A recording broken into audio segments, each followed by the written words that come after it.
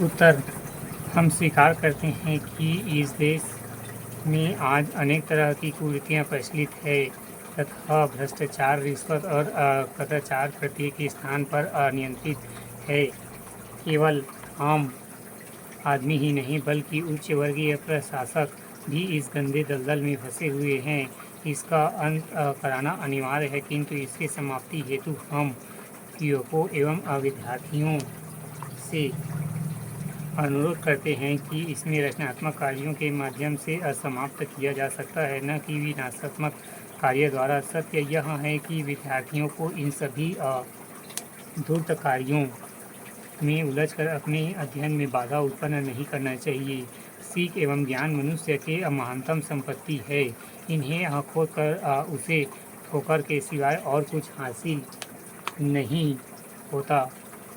बावजूद इसके यदि हमारे विद्यार्थी और युवक राष्ट्र के प्रति सुधार की प्रबल इच्छा रखते हैं तो हम तहे दिल से और गर्व के साथ उनका स्वागत करते हैं। प्रश्न 18, कला के क्षेत्र में हमारा दृष्टिकोण मुक्त होना चाहिए। कवि के लिए जो प्रथम तथा अंतिम बंधन हो सकता है वह केवल इतना ही है कि कवि अपने प्रति पूर्ण रूप से ईमानदार रहे। और समन्वय कला की सुंदरता का मूल है।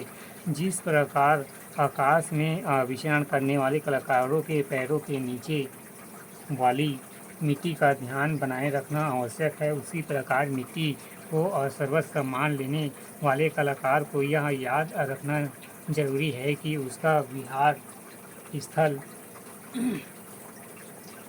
आकाश भी है। कवि जिस प्रकार फूलों और अंगों से भी वह रस प्राप्त करता है, हम पूरे दायित्व के साथ कहना चाहते हैं कि पेट की पीड़ा की अनुभूति किसी प्रकार भी प्रेम की पीड़ा की अनुभूति लिखने वाले से हीन नहीं है। उपयुक्त गद्यांश के आधार पर निम्नलिखित प्रश्नों के उत्तर दीजिए। पहला, गद्यांश का उचित शीर्षक दीजिए। शीर्षक, कला का बंधन मुक्त दृष्टिकोण या कला के बहुपक्षीय आयाम।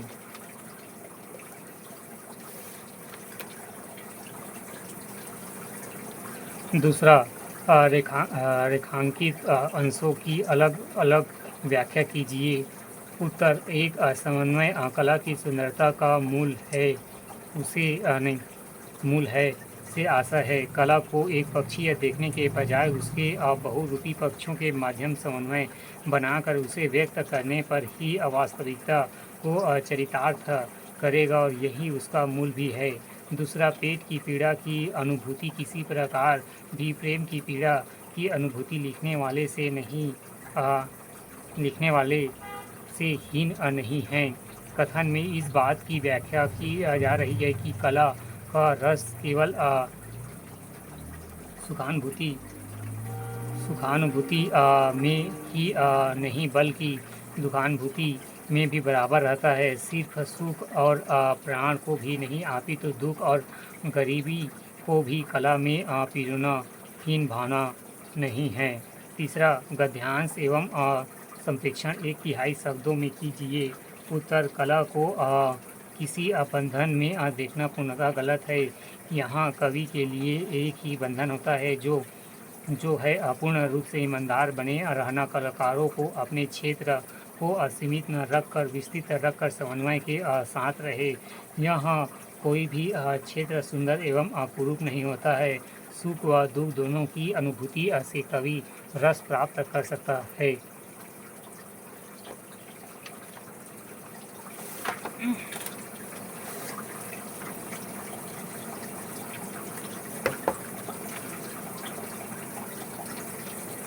छत्तीसगढ़ लोक सेवा आयोग मुख्य परीक्षा 2018, विषय भाषा, भाग 1, सामान्य हिंदी, मॉडल। उत्तर, प्रश्न 1 का निम्नलिखित का आशय स्पष्ट कीजिए। पहला, स्वर क्या है? उत्तर, जिन वर्णों का उच्चारण किसी दूसरे वर्ण की सहायता के बिना होता है उन्हें स्वर कहते हैं। अर्थात स्वर स्वतंत्र वर्ण होते हैं, जैसे अ, ई, उ, ऋषि, ए, ओ, औ।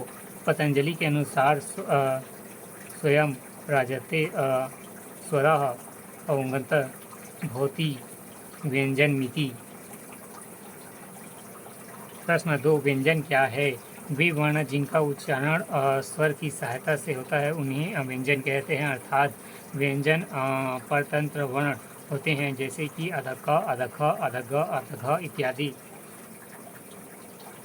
ख, निम्नलिखित वर्णों के उच्चारण स्थान बताइए। अंक 2, ट और व, उत्तर ट मूर्धा और व दंत ओष्ठ।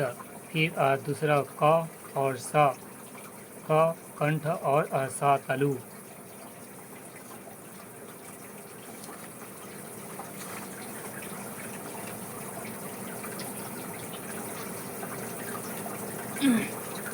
प्रश्न 2, क, निम्नलिखित शब्दों के दो दो पर्यायवाची शब्द लिखिए। अंक 2, पहला आकाश, उत्तर गगन अंबर, दूसरा समुद्र, उत्तर रत्नाकर जलाधि, तीसरा आग, उत्तर अनल एवं पावक, चौथा पर्वत पहाड़ एवं गिरी।